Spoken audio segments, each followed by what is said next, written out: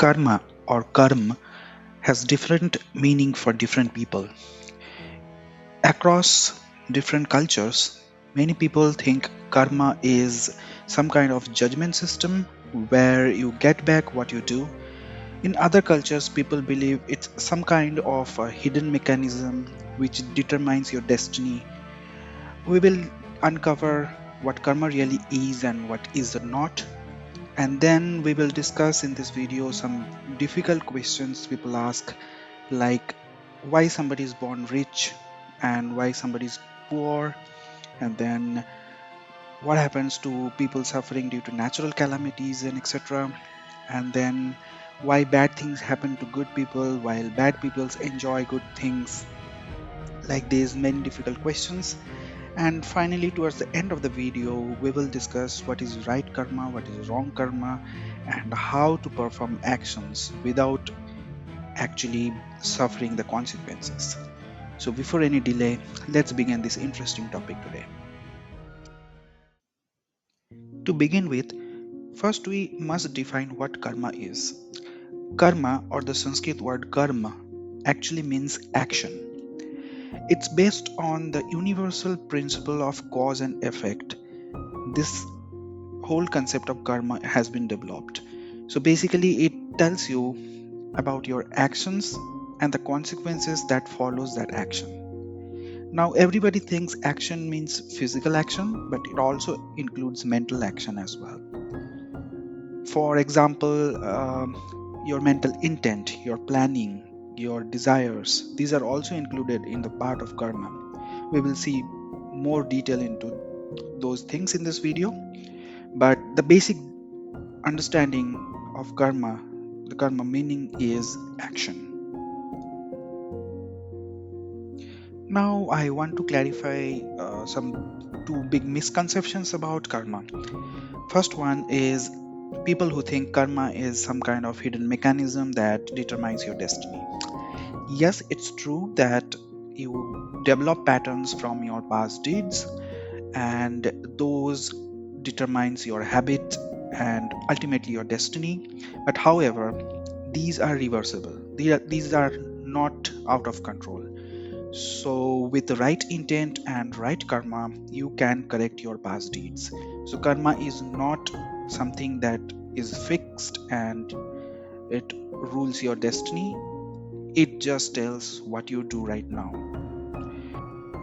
The second misconception is that people think karma is some kind of a judgment system where you get rewarded or punished based on the action, but that is wrong. There are simple consequences of the action. However, it's not always true that if you do good, you will get good, and if you do bad, the bad will come back to you. That's not correct. The results depend on multiple factors, and it's impossible to predict that only what you do that will come back to you.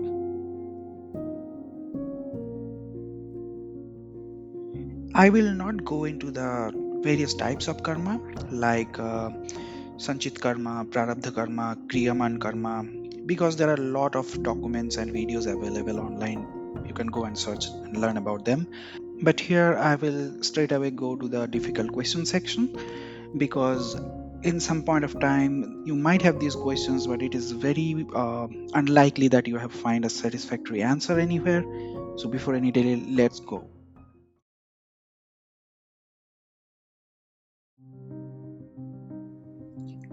Why everyone tries, but only few succeed? The short answer is because they are running the wrong race. If you judge a fish by its ability to climb a tree, it will always fail, said Albert Einstein. Nature has created every being unique, but our society, it's unfortunate that we judge success by economic success or some other common parameters. We put everyone on the same race, which is absolutely wrong. If you allow everyone to express their unique ability, there is no failure. Everyone is a success. Nature has built everyone to be successful. Why do bad things happens to good people and bad people enjoys good things? The short answer is because of expectation. Whether good or bad, the expectation creates the problem here. People, good people have expectation that their action will always produce good results, which is not true. The result doesn't depend on your action. It has many other parameters. So when the results are unfavorable, they suffer. While the bad people, they don't have any expectation. They just do the action and whatever the results are, they just enjoy it. Because anyway they are bad. What else can happen? So basically it's the perspective. It's the expectation of the good people that good things only come to them, which is not the case.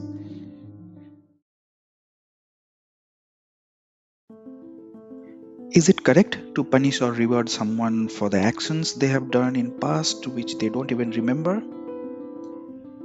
Short answer is doesn't matter. You can accidentally put a seed and forget about it, but you can still enjoy the fruit much later, irrespective of whether you remember it or not. Similarly, you can commit an illegal activity unknowingly and still get penalized, irrespective of your intentions. So basically, it doesn't matter whether you remember it or you are doing it willingly. Basically, the consequence just follows the action, and that's all.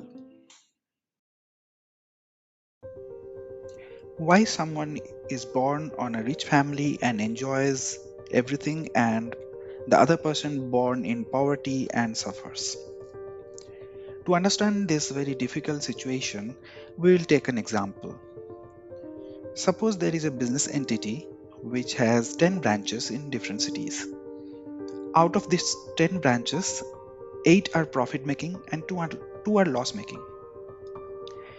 But irrespective of whether it is a loss or profit, the overall enterprise is in profit and all the employees of all branches gets paid. Now, from our example, this entity is actually universe and the branches are we individual beings. We are agent of the universe and the profit and loss is here experience. So some experience are good, some experience are bad, but overall universe created all these agents to gain experience and universe is always in a gain. It is never in loss. But the problem here generates when we start comparing the experiences. Like the poor people always crave to get riches and compare himself, his situation with a person born with more resources and more rich. If he stops comparing and if he becomes more grateful towards whatever he already have and whatever his potential is, then the suffering goes away. So the problem is on comparison, not on the condition. Universe has created multiple conditions based on its requirement and it always gains experience from those multiple conditions.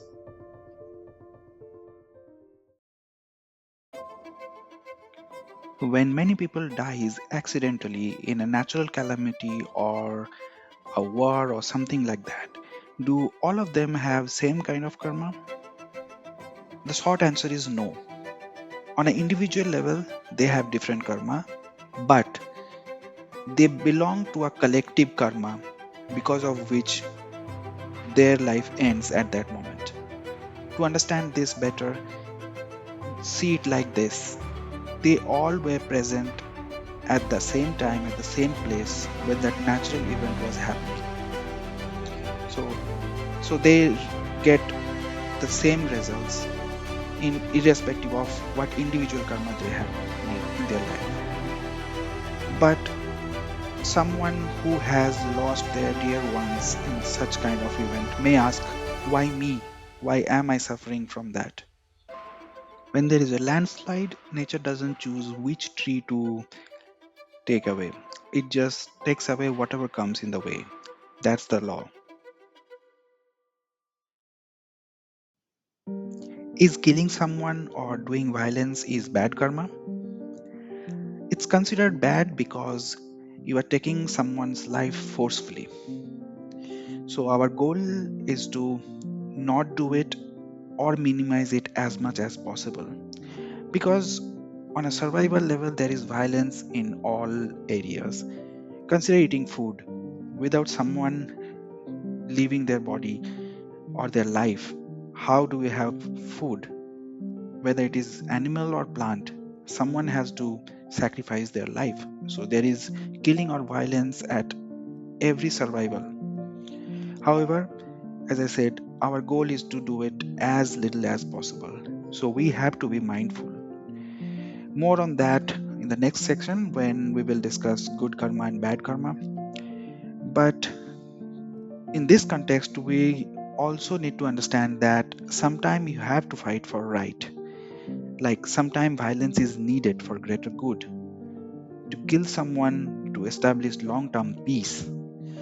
And we see this kind of stories across all cultures and across all times. So sometimes violence is justified, but anyway, we have to do it at a very minimum level.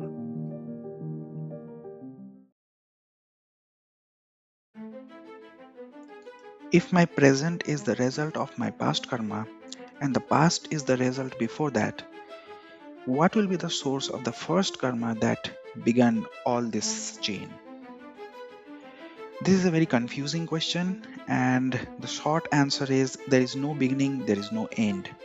It's a circle that goes on and on and on. And that's why in Sanskrit it's called samsara, the cycle.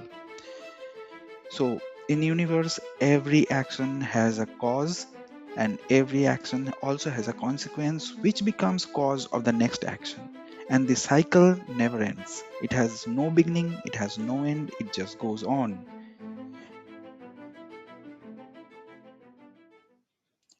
Now that we have discussed many difficult questions related to karma, we will move towards our final section where I will discuss about the art of performing karma.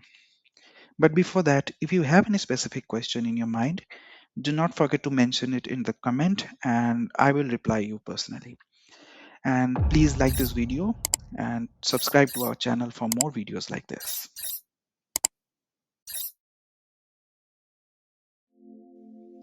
You must understand this truth that no one can become free from karma. Every moment you breathe, you perform one or another karma. Even after you are dead, the continuation of karma goes on, maybe through your children, through your legacy, or whatever deed you have performed. So the karma never stops. So, is there any way to reduce the suffering that comes from karma? Yes, there are two ways. First is being mindful. When you choose what you do, you always choose the good deeds or the punya karma. This has the power to negate the wrong deeds or the wrong karmas from the past, and likely it will create more favorable consequences in the future. But however, you cannot predict the consequences. So, the second way is to detach from the consequences. So, do good karma and do not create any expectation or attachment towards the consequences. These are the two ways to reduce the suffering. Otherwise, there is no freedom from karma. It is the part of life, it is the law of life. That's it. Thank you for watching and have a good day.